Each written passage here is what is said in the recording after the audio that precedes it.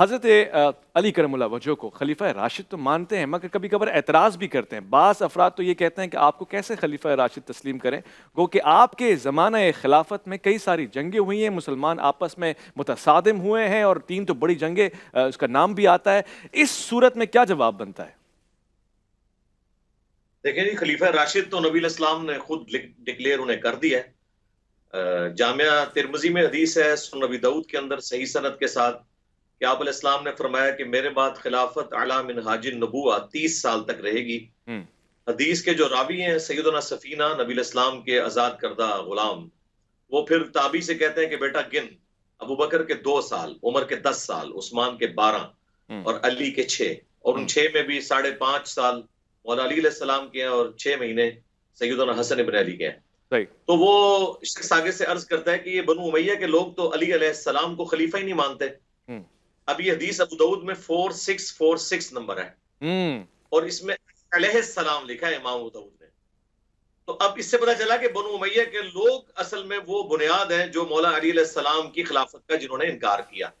अच्छा। तो फिर हजरत सफिया को इतना गुस्सा आता है, वो कहते हैं ये वो झूठ है जो इनकी पीठ से निकला।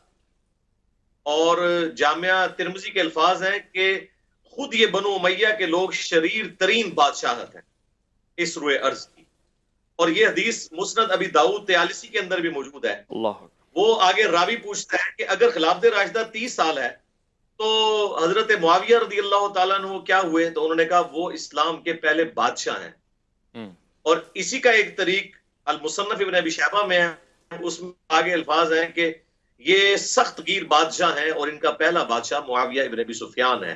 अब तो ज़ाहिर नाम इतराम से लेंगे रज़ी अल्लाह तआला अन्हु। तो ये तो बिल्कुल वाज़ेह हो गया कि ये खिलाफत राशिदा 30 साल तक है।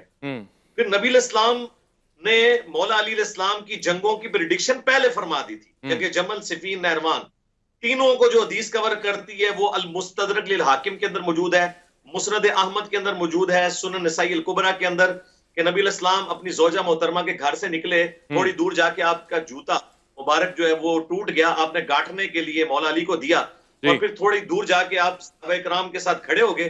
और साहबा कहते हैं उस वक्त हम में अबू बकर और उमर भी मौजूद थे, और नबी इस्लाम ने फरमाया कि अल्लाह ताला ने मुझे कुरान देकर भेजा, इस कुरान की खातिर मुझे अपने कबीले के लोगों से भी क़िताल करना पड़ा, काफिरों से क़िताल करना पड़ा जो कि मेरे कबीले के लोग थे, और तुम में एक ऐसा शख्स है जिसे मुसलमानों से क़िताल करना पड़ेगा।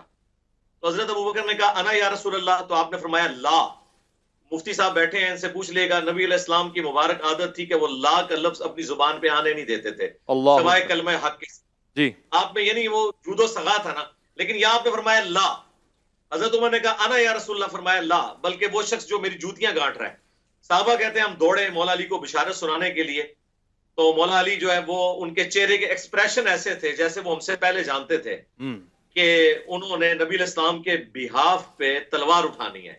इसके बाद ये कहना कि मौला अली अपनी जंगों पे पछताते थे, तो जिसे पता हो कि नबी ने मेरी ड्यूटी लगाई है, और जिसे पता हो कि सूरतुल हुजरात की मैंने उस आयत की तफसीर बनना है कि अगर मुसलमानों का कोई ग्रोह बागी हो जाए तो उससे किताल करो यहां तक कि वो हक पर आ जाए, तो वो कैसे पछता सकता है? उनका पछताना वही था जो सैयदा मरियम का था। हालांकि उन्हें हजरत जिब्राइल ने बिशारत दी, तो उन्होंने क्या कहा सूरह मरियम में, काश मैं मर के मट्टी हो गई होती इससे पहले कि मुझे अपनी कौम का सामना करना पड़ेगा। ज़ाहिर इंसान की एक नेचर है। तो अल मुसन्नफ इब्न अबी शैबा में जो मौला अली का कौल है ना, हसन इब्न अली कहते हैं कि मौला अली कहा करते थे काश मैं जंग जमल से 20 साल पहले ही दुनिया से चला गया होता, यानी मुझे ये दिन ना देखना पड़ते। मुखालफीन की लाशों के ऊपर खुद गिरिया कर रहे हैं मौला अली अलैहिस्सलाम। फिर जंग जमल, सिफीन, नहरवान के ऊपर अलग अलग अहादीस हैं, सही बुखारी मुस्लिम दोनों में हदीस है।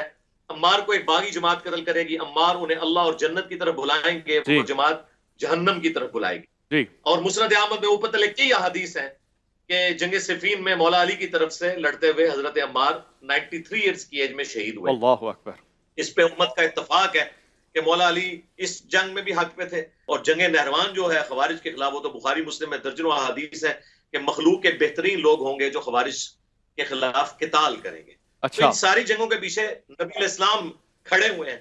नबी इस्लाम जिन जंगों के पीछे खड़े हैं, इस उम्मत पे जो ये आजमाइश आई है, अब इसके बाद हमें किसकी डिग्री की जरूरत है कि उनके दौर में जंगें होती रही? किसी की नहीं। ये तो वो आजमाइश थी जो मौला अली को जिस आजमाइश से गुजरना पड़ा, और नबी इस्लाम पहले बता के गए इन सारी जगहों में मौला अली अलैहिस्सलाम हक पे होंगे। और आखिरी हदीस इस कॉन्टेक्स्ट में जो अक्सर हम पेश करते हैं अहले सुन्नत जी के जी यहाँ, अबू दाऊद में, तिरमिज़ी में, इब्न माजा में, अलैकुम बिस्सुन्नति व सुन्नतिल खुलफाए राशिदीन राशिदीन अल महदीयीन, जी तुम पर मेरी सुन्नत, मेरे खुलफाए राशिदीन की ठीक सुन्नत लाजिम है। उसमें अल्फाज हैं, तुम अनकरीब मेरी वफात के बाद बहुत इख्तलाफ देखोगे, उस वक्त मेरी और मेरे खुलफाए राशिदीन की सुन्नत को मजबूती से दाढ़ों से पकड़ सही लेना, ठीक है और दीन में नई नई बिदअतों से बचना।